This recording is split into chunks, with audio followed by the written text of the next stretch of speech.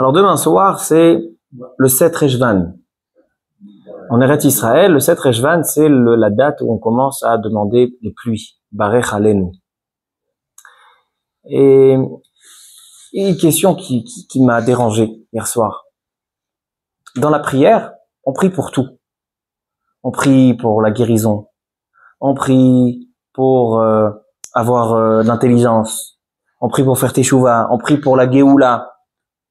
Mais on prie pas pour la parnassa. On prie pas pour gagner bien à la fin du mois, que tout se passe bien dans mes affaires. La seule bracha qui est liée à la nourriture, c'est la demande des pluies. Veten tal ou matar livracha. Donne la pluie comme il faut, comme on va faire demain soir. Et c'est étonnant. Pourquoi, quand on parle pourquoi pas demander la parnassa? Est-ce que quand je parle de la bonne santé ou de la guérison, est-ce que je dis, donne-moi un bon médecin? Non, le médecin, hein, c'est l'intermédiaire. Le but, c'est la guérison. Donc je demande la guérison. La pluie, c'est l'intermédiaire. Le but, c'est de manger du pain, parce que la pluie va faire pousser les graines de blé après. Donc pourquoi, quand on parle de parnassa, on parle pas de parnassa, on prie pas pour la parnassa, on prie pour le geshem, on prie pour la pluie. Mashiva ruach umorida geshem. Étonnant ça.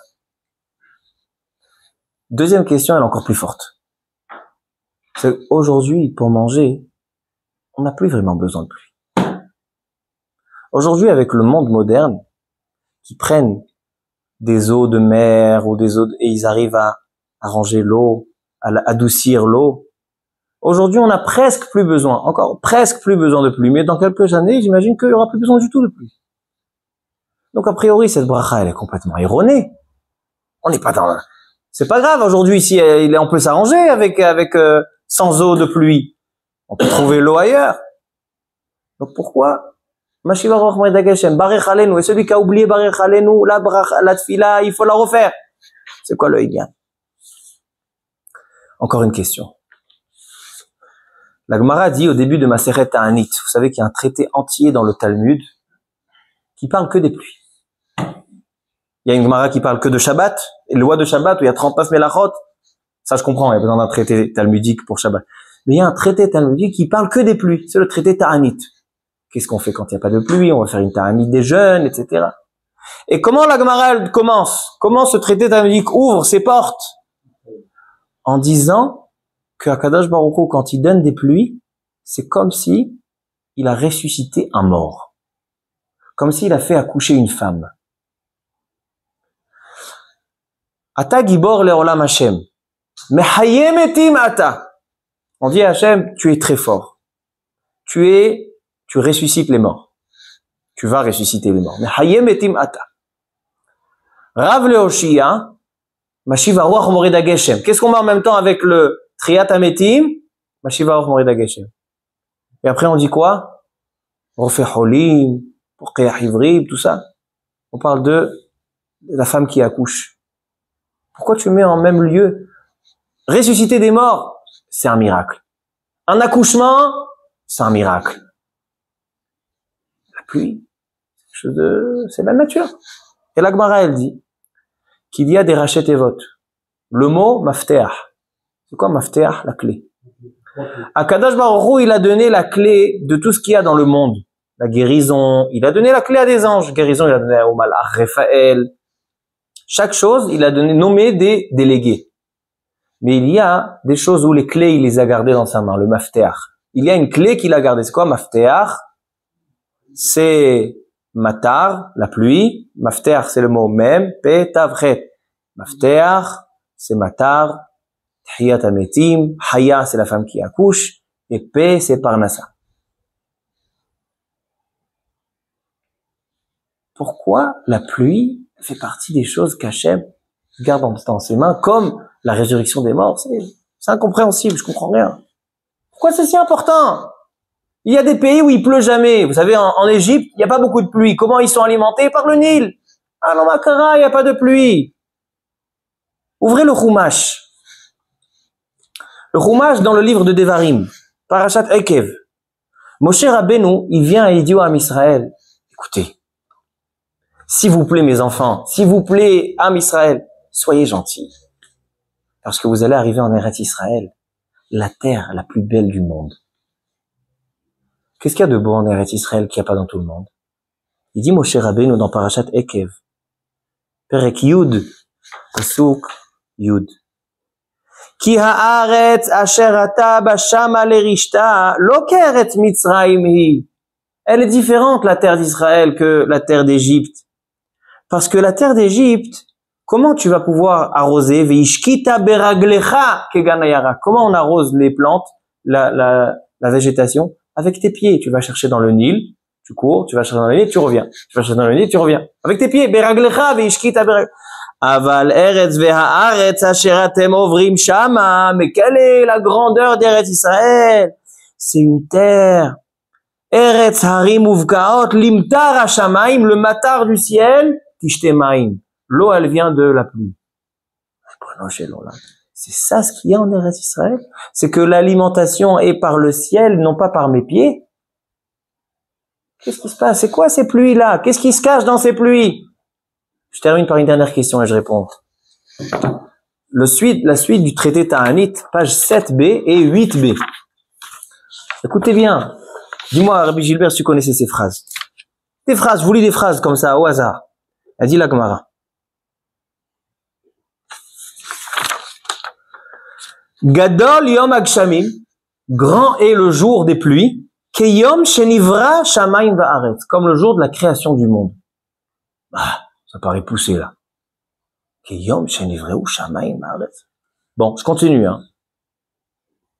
Gadol yom agshamim shafilu hayeshua para veravabo. La délivrance et nos avocats dans le ciel qui vont nous accélérer la délivrance, ça se passe quand? Quand ils peuvent agir? Les jours des pluies. Je continue. Gadol yom agshamim en agshamim yordim ela im ken nimchalu avonotehem shel Israël. Les pluies ne peuvent tomber seulement si les péchés de Ham Israël ont été tous effacés. Ça veut dire que si vous voyez dehors il pleut, c'est que Baruch Hu, il a pardonné les péchés. C'est la pluie. De quoi on parle?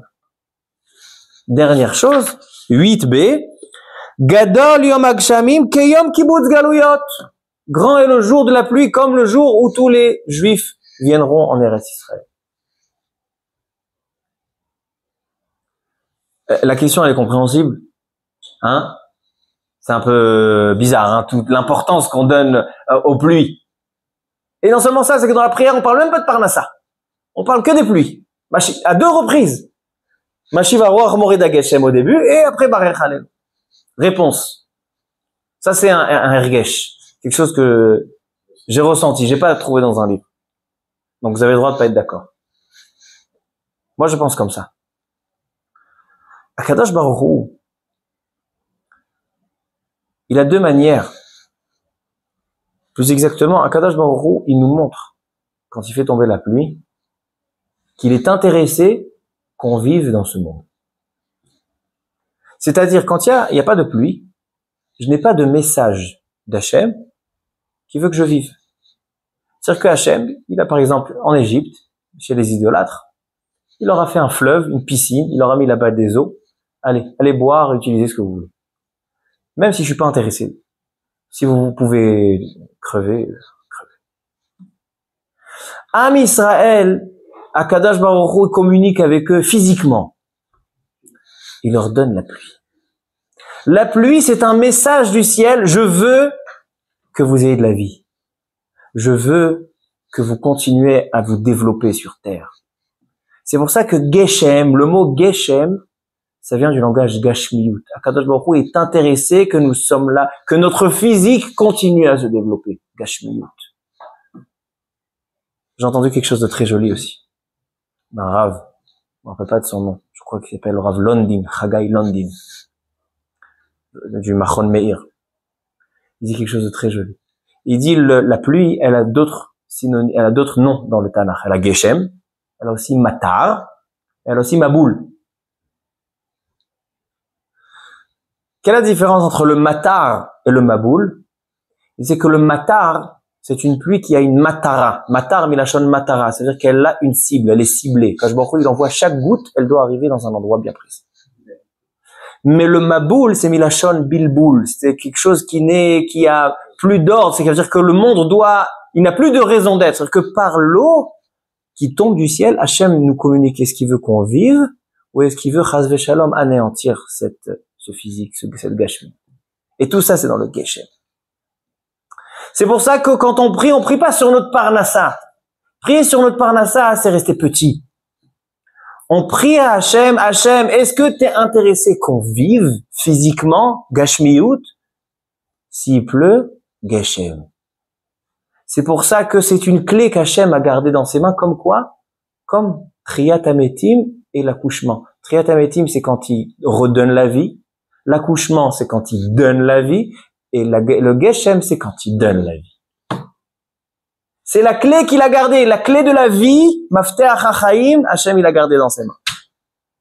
Ça, c'est les trois choses qu'on dit dans la bracha de Mechaya Ametim. Qu'est-ce qu'on termine dans la Shiva Roch Moed Geshem? Baruch Ata Hachem. Mechaya Ametim. C'est pas seulement tu donnes la parnassa. Tu donnes la vie. C'est pour ça aussi que la Gemara, elle nous dit, Gadol Yom HaGshamim, grand est le jour des Gshamim, comme le jour de la création du monde. Pourquoi? Parce que la création, elle ne dépend que des pluies. Parce que Hachem, quand il n'envoie pas de pluie, ça veut dire qu'il n'est pas intéressé de sa création.